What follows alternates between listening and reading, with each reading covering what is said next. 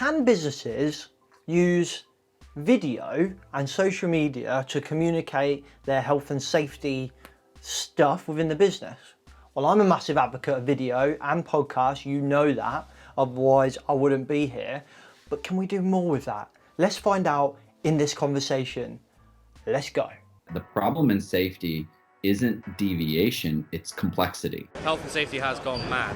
Health and safety is trying to unpick having gone mad in the past. There's no one solution and one problem. The problem is that we are looking for one solution. Does the structure of the team allow them to flourish? Feel safe enough to be uncomfortable. The environment defines our behaviours. People aren't the problem, they're the solution. Rebranding Safety, crushing the stereotype. Brought to you by Risk Fluent. What's up, peeps? Welcome back to Rebranding Safety. Rebranding Safety is doing exactly what it says on the tin. We are changing the perception of health and safety. We are challenging health and safety gone mad. And we do that on the podcast, we do that in the YouTube channel.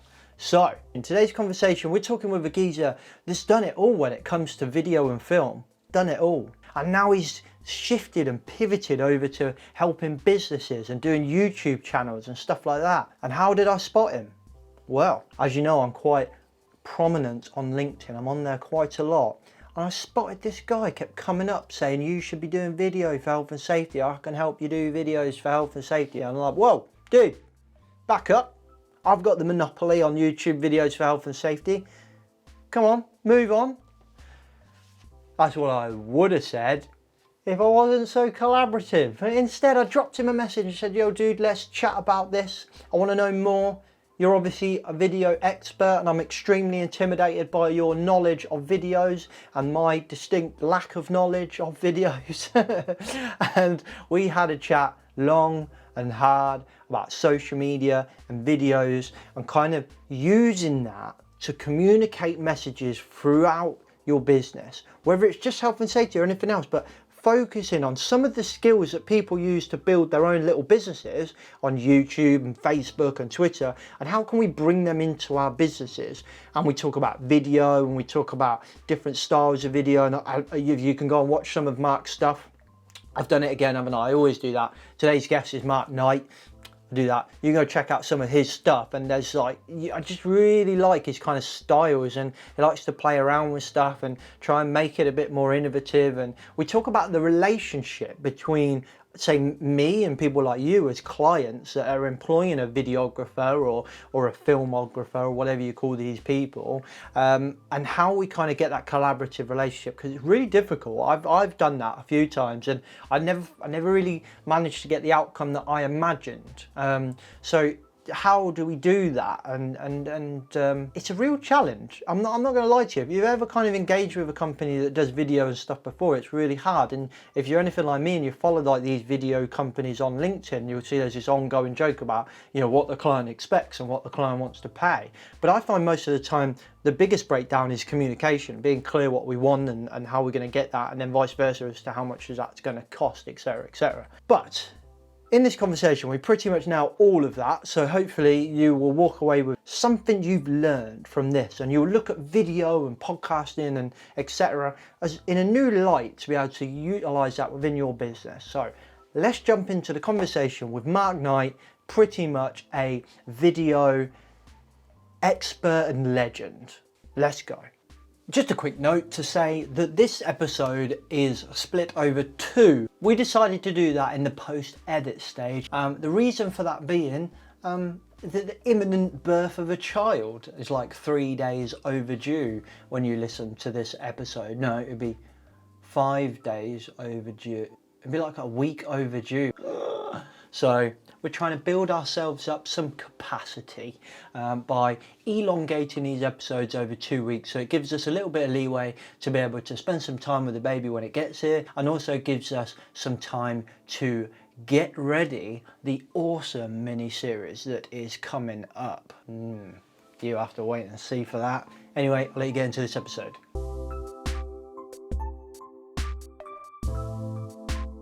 Mark, welcome to the podcast. Can you hear me? That's a great start. You're a little bit G. Yeah, you're a little bit G, but yeah, we'll muddle through, eh? Yeah, let's just crack on. I've told my wife to come off the TV, so hopefully that'll stop chewing up the Wi-Fi. Everything else is off the Wi-Fi. So fingers crossed, we might do all right. But I don't know about you, but my Wi-Fi's taken an absolute bashing over this period of being working from home. Yeah, it's been a big drain on all resources, isn't it? Really, I mean, yeah, you've got the kids on the tech, and wife's working from home as well. So, yeah, everybody's chewing up that bandwidth. Yeah, it's taken a massive whack. Mine has. I got given a neat trick a couple of weeks ago. Actually, I was being interviewed on this live show, and we were talking about video, actually, similarly to what we're going to talk about today. But we was on this, and I literally joined the call, and there was a guy in the background sorting out the live stream, and he was just like, yeah, your bandwidth is terrible, this is not going to work. And I was just like, oh no. So I had like this nice little setup that we've got now, like sitting in the studio, and I had to rip everything out, take my mic and my laptop downstairs right next to the router, and he said, just try turn it off and leave it for like a couple of minutes, and then that kind of clears the cache or something like that, which made a massive difference. And I'm doing that like every night now. So there's a top tip for you. Yeah. Thank you very much. I'll be sure to use it. Anyway, let's stop waffling on. Why don't you give us a quick introduction to yourself, Mark, and then we're going to chat about essentially like the power of video. Yeah. So I'm a filmmaker. I've been a filmmaker for about 20 years now. I went to university to study film, and then I came out and went into the traditional path that most people take, where you go to London and you work as a runner and learn all the different careers and professions, and then you hopefully choose one. And I always wanted to be a director. I always wanted to be a film director.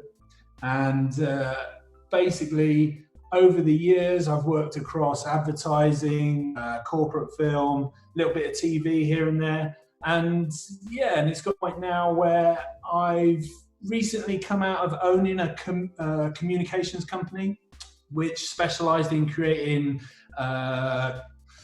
behavioral type training for big companies. And quite often that was a lot of health and safety stuff. And then for the last 2 years, I've been doing it sort of freelance for my own, that's just started up, because I've sort of leaned more into creating content for social platforms. So I spent a long time figuring out how to do that effectively, working on my own channels, working with a couple of fledgling companies. And basically, I've got an idea that the way people create video these days is effective. And I think there's a lot better way of doing it that will give the end consumer of that video a lot more value, and it will also give that consumer's audience a lot more value as well. Does that sum it up for you? Yeah, that'll do, mate. That'll do. Just enough. It's you can imagine my so when Rebranding Safety started, we were just a podcast, and then we started with the aim of always going onto YouTube and doing some kind of, we call them Toolbox Tuesdays, so little short videos of how-tos and tips and tricks. And when I started, I pretty much had the monopoly, if I'm honest, of YouTube, kind of that style anyway, of YouTube health and safety videos. There were a lot of health and safety videos out there, but it was normally just a guy in a shirt and a tie sitting at the top of some high-rise building just waffling on, and it was boring. So I was very happy for maybe about 6 to 7 months, because I had this lovely monopoly, and then all of a sudden a guy called Mark Knight starts popping up on my LinkedIn feed with these really good little videos, and I'm like, oh, hello, talking about health and safety. And I'm like, oh, okay, let's check out this guy. Oh no, turns out he actually knows what he's doing. He's not just this kind of guy like me who's bought a camera and gone on a shed load of YouTube tutorials. So I thought, I'm either going to fight him or invite him on the podcast. I thought, there's no way I'm going to compete with this guy.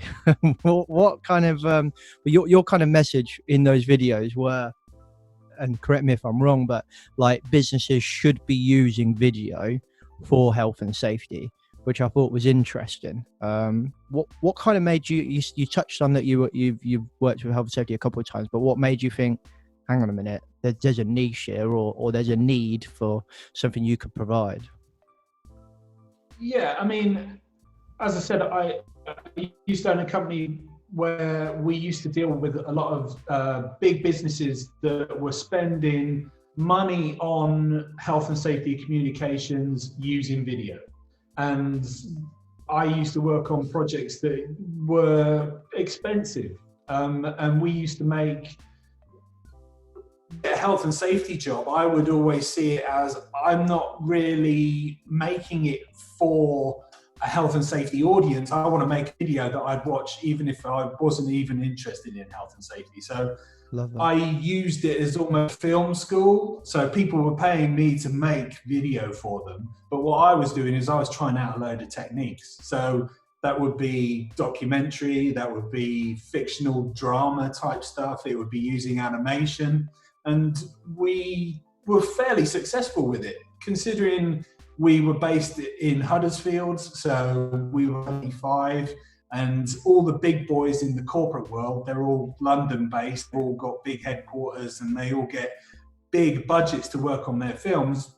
What we sort of did is went, okay, we won't charge you as much because we can do it a lot more lo-fi, mainly because I could afford to do a lot of roles on a job. So I would write the script, I would do all the production on it, getting it all sorted out. I'd do the casting, I'd do like the directing on, then into the editing. So I would take up a lot of job roles on a production, which meant that the cost of it was a lot more controllable. We could do bigger, not as much money, but still you're looking at someone spending like £30,000 on one piece of video for a health and safety initiative. So £30,000 is a lot of money. And more often than not with health and safety, what I was seeing is that quite often the project wouldn't be as successful as it needed to be. It wouldn't sometimes just sit on a shelf because the initiative just didn't have any momentum behind it. So you'd spend months and months working on a production, and then someone would lose their job in the business and the whole thing would fall apart and no one would ever see all this work that you put into something. So I basically fell out of creating corporate video that way. It just became political, it became battling, it just became a little bit awkward. So when I stepped away from the corporate world as such, I started focusing on how to make video cheaply that is more valuable for the end consumer. So it's all about creating volume of content, because video is a form of communication that isn't just a one-shot deal. Hey, you still there? Yeah, but I've noticed that the screen is frozen on me pulling a very strange face. That's a great picture, isn't it? Very pensive. I just hit the mic and I was like, oh, and I looked at the screen and it was frozen on it. I don't know what's going on. Yeah, there's plenty of thought bubble captions you could make with that. Oh, picture. so many. I think I know what's going on. Give me 1 second. Sorry. Right. Can you see me? I can see you, yes. Great. All better. Yeah, my camera had full battery when I turned this on, and then all of a sudden it was flashing saying dead battery. So that's what happened. And whilst doing it, my desk started to fall apart. No worries. What a great session! This is me in the beginning saying how we've got this lovely little setup, and it just went to shit. C'est la vie. Oh, right. What were you saying? So yeah, but I used to create big budget, like health and safety pieces of work using video. And what you get with a health and safety piece of work is that you've invested a large amount of money in creating one piece of communication, and you're expecting everything to work and go perfectly with that one piece of video that's going to talk to everyone, it's going to solve all the problems. And it's like, that's just an impossibility. You can't create one piece of video that talks to everyone and covers all the talking points that you need to. It needs to be the start of a discussion. So a discussion is something that is two ways. So what you do is, when you're communicating using video, you need to rely on volume of content, because what you're doing with one piece of content won't appeal to a certain segment of your audience, and then they'll probably say something about it and go, well, why weren't we featured in that film? You go, okay, well, next time we do a piece on you. And, oh, what's your issue over here? And you need to just make it more inclusive for everyone. And you can do that quite easily if you understand how social media platforms work using video. So what I've learned is that creating core pieces of content full of detail and tell us are brilliant for YouTube. And if you get that so that you can put out regular content on YouTube, you build an audience there, and what you're doing is you're giving value away. You're giving away knowledge, you're giving away expertise that people can buy into. Then, off the back of those core pieces of content, you can create smaller video, 60 seconds, that are formatted for the other social media platforms. So square frames for LinkedIn and vertical frames for TikTok or Instagram. So once you start getting a mindset that when you're going out to make video, you're not making one piece of video, what it is, you're starting on a production line that allows you to put out lots of bits of content and constantly engage your audience and constantly introduce new ideas and constantly update people for how things are changing. And when I got that into my head, I was like, well, not many people are doing it like that. Experts seriously in health and safety. Why don't I try and attack the health and safety market and try and give away what I know for free and hopefully educate people into how they could just spend their money more wisely when they're paying for health and safety video, and make those communications more effective, so ultimately create environments in businesses. So that was my idea with it.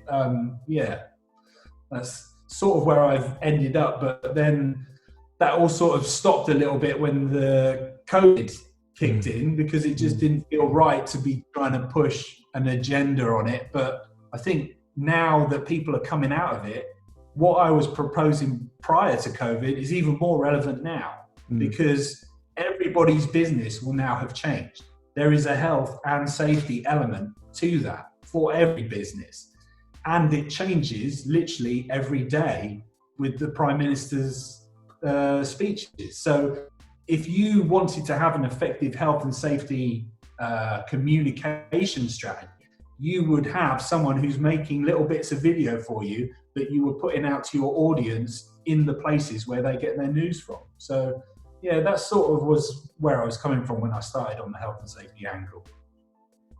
No, I think it's spot on, mate, and I kind of wholeheartedly agree with pretty much everything you're saying there, because I think we seem to have this kind of filter that we walk through when we go into the workplace. So, you know, at home, if you start a business yourself, you're thinking, you look on YouTube, you go, whatever, you read all the books, and everyone's saying, you know, start a podcast, start a YouTube channel, create videos, and or break those YouTube videos up and put them onto you know, all the social media platforms. Like you're saying, you know, this is just good marketing. But essentially, if you're trying to disseminate a message, it's a great way to do that. It's exactly the same. But when we go into work, we seem to walk through this filter and be like, right, we're in work mode now, so we can only communicate face to face in a meeting or via email. That's it. We can't do it any other way. And it's fascinating when, you know, sometimes I talk to businesses and people ring me up and I'm just like, I'm a massive advocate for podcasting. I just think, well, you know, why don't you have a podcast? And they're like, we can't have a podcast. Of course you can. Of course you can. Yeah. Anyone could do it. You could do it. You can do it internally and have it just so that your staff, if you want to. But hey, why don't you do it on an external platform and it becomes an advert for your business just as much as it is a way to disseminate information to your colleagues. Now, don't get me wrong, there's a kind of comms and information, I don't know, data protection kind of line there, which you have to be quite clever in how you approach that. But I just think a little bit of imagination around this stuff, and connecting those two worlds of, I don't know, like home life or kind of small, medium-sized business life to corporate businesses, it works. Absolutely. I mean, people's attitudes towards YouTube, I think, in the corporate world is very much that YouTube is looked down on. If you say YouTube to someone, they're like, oh, that's where the cat videos live, or that's what gamers are on. It's just like, admittedly, that is true, but essentially how you need to view YouTube is that it's like having your own TV station. Yeah, exactly. So if you are, I was in a meeting best part of 10 years ago where a big energy company that we were talking to were like, well, we want to start a TV station. And it's like, well, why do you want to do that? Well, we want to talk about our business. We want to educate all our employees. We want to make sure that everyone does stuff. Companies are doing it now with their own radio stations. My wife currently works in insurance, and every 2 weeks they run a radio program. Nice. It's very easy to turn that into a podcast, which is then based more on giving information away. And it's not hard selling. What it's doing is it's giving away things that a certain group of your audience will find interesting. Like people who work in health and safety in a large business, for example, would tune in to listen to who's just happening in the business in regards to health and safety. That probably won't apply to other segments of the business that might see health and safety rarely. So people who work in an office space rather than out on site or whatever. But if you then created other pieces of content that were aimed at bringing those people into the fold, then you're just creating programming for different people. So a TV station has daytime schedule, then it has schedules, which is game shows and whatever, to apply to a certain audience. And then in the evenings, you've got your hardcore drama or your documentary, because you're talking to different audiences at different times. That's how you need to think about your communications within a business, especially a large business, I think. For smaller business, it then becomes more around a marketing tool where how you're sharing your business with a wider audience and just saying, well, this is how we do things. This is what separates us from our competition. This is the value that we give our customers. There's so many elements to it that you can, it's almost like being a puppeteer. Once you get the idea that you create content and not create more content, you then start to pull it in different ways depending on what your business goals are. So for small businesses, it's about generating income more. For larger businesses, you've then got the problem of how do you speak to your employees. So this strategy works for all of those different objectives, really. No, again, yeah, I completely agree. I think we're just going to spend the next hour just agreeing with each other, I think, which is awesome. Yeah. Well, that's it. I mean, like when I first started putting this stuff out on LinkedIn, you popped up as well. And I was like, oh, there is someone here who's doing this. And like what you've done over the last 6-9 months, you're really ramping it up and you're trying to build something and you're documenting that. That's the same sort of attitude that someone who works in a big health and safety position at a company should be doing. It's like, I'm trying to create something here. I'm trying to create a culture. What better way to get people to buy into the I'm trying to create than documenting it and talking about the challenges and talking about the wins and talking about changes in industry that might not be specifically related to your area of expertise, but has an element of interest that crosses the boundaries. Yeah, definitely. We interrupt this broadcast to bring you a shameless sponsorship clip. In all seriousness, guys, we've partnered up with DRM Group. You know David McLean's been on the podcast time and time again. We absolutely support his message, and he's got a brand new online course to help you. I'm going to let him tell you all about it now. The brain can be trained to think and behave differently, to think in more positive and optimistic ways. And there are steps that you can take to train your brain to feel good for good. And we call this lasting positive change. Through our 16-day program, which includes daily videos and action sheets, taking you no longer than 15 minutes to complete a day, you will learn how to move away from thoughts of anger, hopelessness and frustration to a place of mental well-being and positivity. Okay guys, so if you're interested, you can click the link below and get a discount, special rebranding safety discount. Full disclosure, we get a little bit kickback from that. So at the same time as improving your mental health, you can support your favorite health and safety podcast and YouTube channel. I'll let you get back into the content.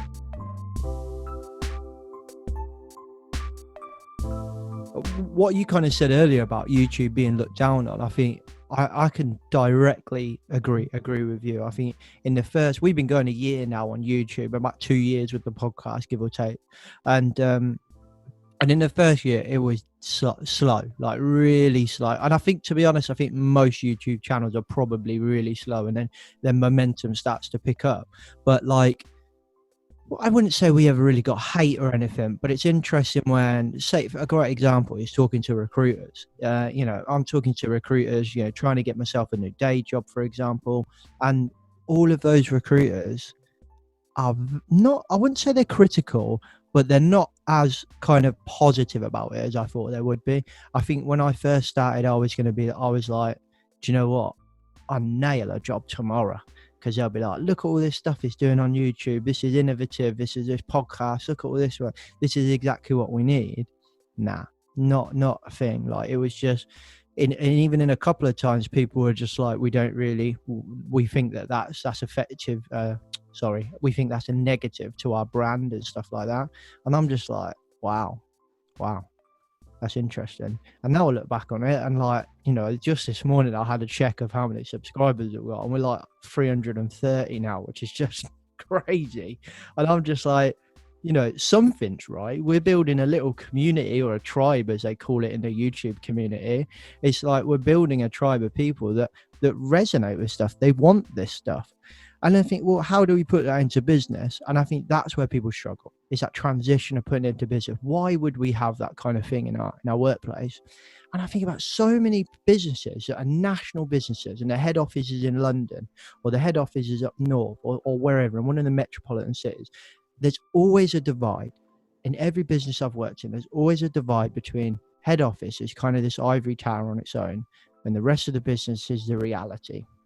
And all the messages that come out of head office never fit or suit the reality. But where I think video and podcast comes, it gives you that little bit of authenticity. But also, you got people on the road and you're sending them email all day, and they don't get home until 5:30, 6 o'clock. They're not going to want to sit there and read an email, and they might miss those important emails. For me, as a safety team, I'm like, there's a really important information about coronavirus. It's a great example that you brought up a minute ago. Boris Johnson did an update yesterday. These are the key points, and this is how we're reacting within a business. They probably won't read that email. Why? Because they've got about 300, 600, God knows how many emails. They get home and they just think, I'm not going to do that. But if for some reason they got a notification on their phone that says the safety team have published a 3-minute video, they would probably watch that whilst they sit there and drink a cup of tea. It just makes sense to me. Yeah, I mean,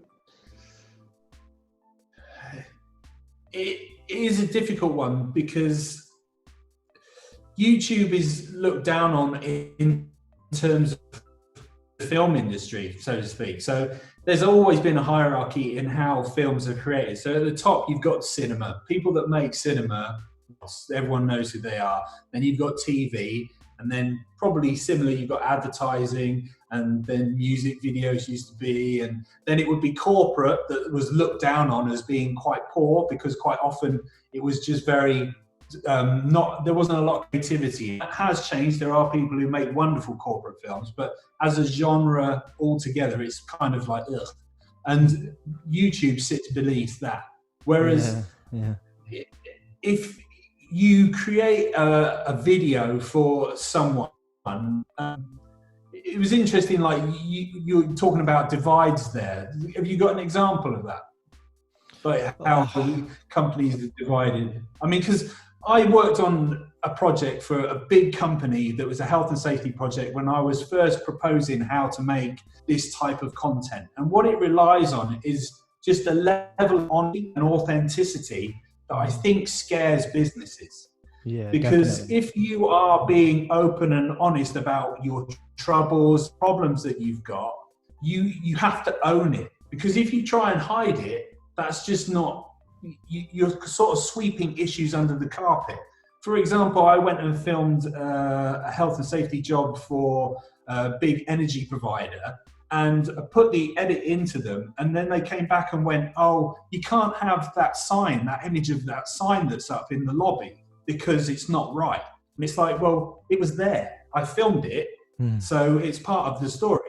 If you now have a problem with the image being in there, why don't you own that and then go, right, we're going to change that branding, and we're going to make a video and tell people why we're changing it and what to look out for and why we've done this thing, rather than just going, oh, we can't have that in because it doesn't fit inside brand. It's almost like counterproductive. You've kind of got to go, we're going to be open and honest about what we're trying to do, and then we're going to deal with the challenges that come up in an open and honest way and let people have their opinion on it. It doesn't listen to and implement everyone's ideas. It's that we will listen and make up judgments and make plans based on hearing other people's input, rather than just going, oh, we can't have that.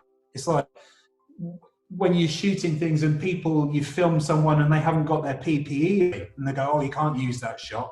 So-and-so hasn't got his ear protection on in that shot. And it's like, well, if that's a problem, then you should probably make a communication which is explaining to those employees that think that that's okay, why it isn't okay. And it's just doing things like that. And once you adopt that mindset, it then means that creating content is just so much easier. You really have to magic something up out on a blank piece of paper, because all the issues are just there. All you're doing is just talking about them and documenting them, which is another element of where video production now doesn't give a good value for the money that people are spending. Because when you create a video, quite often the starting point is, all right, we'll do a lot of research and then we'll write a script for what we're going to create. So we need to get stuff in, and we need to then use that as a template for how we're going to edit it. I don't think that's necessarily a good way to spend money on people's time, because what you need to do, of course, you need to do your research, know what you're doing when you're turning up. You need to have a general idea. But being so like, oh, we need to get this shot and we need it to be this, I don't do that anymore, because you should literally just turn up, film what happens, and then tell the story of what happened on that day afterwards in the edit. And that's where being proficient at editing becomes a real skill, because you're almost retroactively telling the story of the day, but you're doing it in such an honest way that it doesn't really matter what happened on the day, because that is what it is. So if it didn't go particularly well, brilliant. Use it as a stepping stone to then say something else. It's just constantly getting that on a hamster wheel where you do content. We need to engage. We need to put things on different platforms. We need to speak to people in different ways to find out what works. And then once you start experimenting and testing, you can then go, well, that campaign was really successful. We've got a lot of engagement with it. Follow up on that. If you do something and it doesn't work, it didn't work, because you're not spending as much money as you were previously on creating one piece of video, you can just chalk it off and just go, that experiment didn't work there. Maybe it didn't work, but then move on. So yeah, it's all about not putting all your eggs in one basket, but just being able to see video as, I think it's a necessity. Not using video in your business, you're behind the times, because it's most demanded medium for communication, and it's by far the most effective medium. You can say more in a minute of video than you can in reams and reams of emails or essays or whatever you like. But if you've got someone who then understands how to create effective video, the possibilities are limitless, really. Yeah, definitely. And I think there's got to be a change in the way we look at things, the way we look at corporate video. I think that's what we need. Is we need those corporate businesses, boardrooms, whoever's approaching these videos, to look at or have a different, look at it differently. Like I think when, I make my own videos, obviously, which are my own style, but I've been involved in businesses where we make those internal corporate videos where essentially, I don't know if you took in your world, I would have probably been the producer, and then we hired like a camera and video filmmaking company to come in. We paid for a director, we paid for all the equipment and a cameraman essentially, and obviously post edit. And the way we wanted to approach this was really relaxed, kind of. Essentially how I pitched it was kind of more like a vlog than it was a corporate video. It was essentially, I pitched it to say, hey, I'll just bring my camera and we'll just walk around with a couple of people, and we'll just essentially just do like show what I would do when I'm checking a business, and within that, when I'm checking a property or something, or a service or whatever, you know, and those little snippets of, right, I'm just gonna, I don't know, for example, look at a fire extinguisher, and in that snippet is how to check a fire extinguisher. So it's going to be extremely relaxed.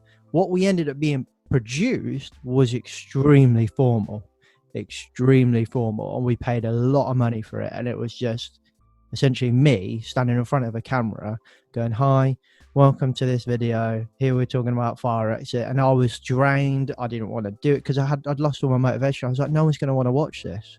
And it was so kind of, it was so wrong in so many different ways. There was so much wrong with that. But I just thought, the people that are watching this are going to look at it in one way. It's just another corporate communication that really doesn't fit the reality of life, which is fast paced, which is, I haven't got time to do this stuff. I need it quick. I need it easy. And instead we just made these kind of vague, short and boring videos. Yeah, I mean, the format's changed massively, and the way you create the content, I believe, needs to change massively. So corporate videos where you've got an interviewer with a camera and the interviewee looks off the camera like this and talks to someone, that just can't happen anymore. Yeah. You need to be looking in the camera like this. You need to be talking to your audience. You need to be addressing them, because that's who is watching. They don't care about you looking off to the side of camera to someone being interviewed.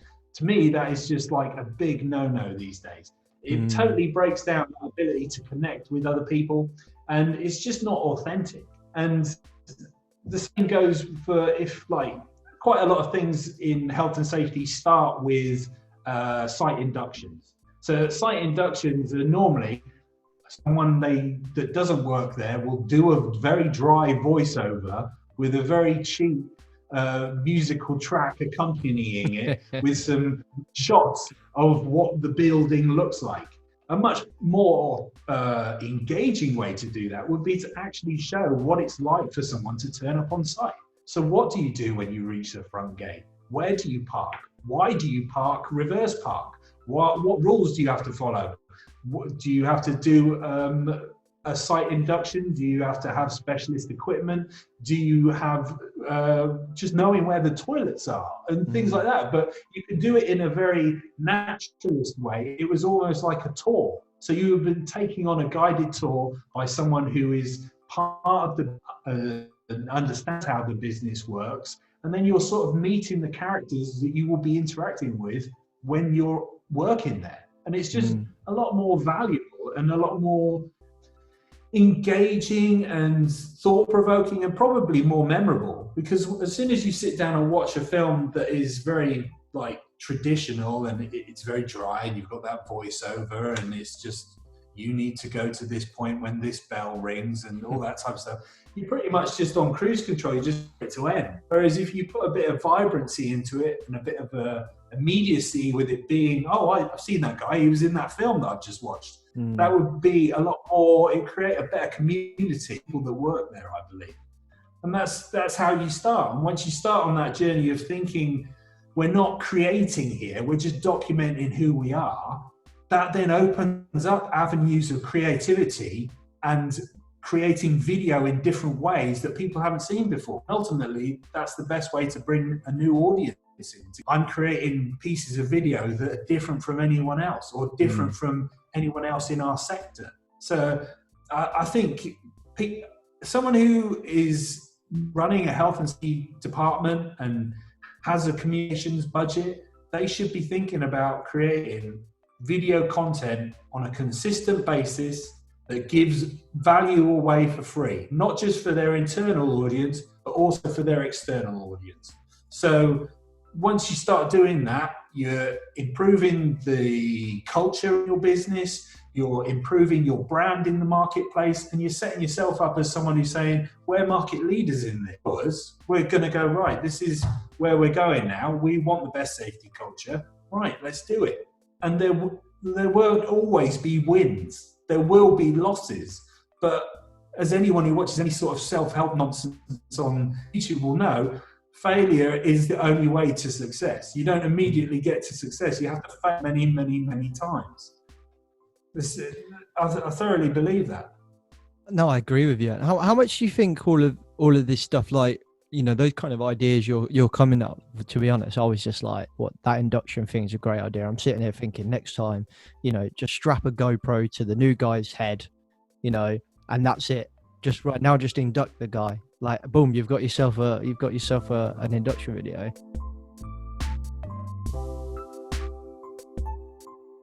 Okay guys, hope you enjoyed that conversation. That was part 1 of our conversation with Mark Knight. Stay tuned next week for part 2 of that conversation, where we finish off talking about how to utilize social media and video and all of those bits and bobs to improve dissemination of your messages throughout the business, to improve your communication. So I hope you enjoyed this conversation. If you did, why don't you do us a favour and go buy some merch on www.rebrandingsafety.com. It's cool as shit, it looks wicked, it supports us. Also, don't forget to check out our sponsors, DRM, for all your mental well-being needs. Check out their online course. You can get yourself a discount using the link in the description below. Go check out Safepoint as well for some cool-ass technology solving all the problems in loan working. You can use the code Rebranding Safety and use the link below in the description to get yourself a discount. So go check them out. Otherwise, I'll catch you next week in part 2 of our conversation with Mark Knight. Safe.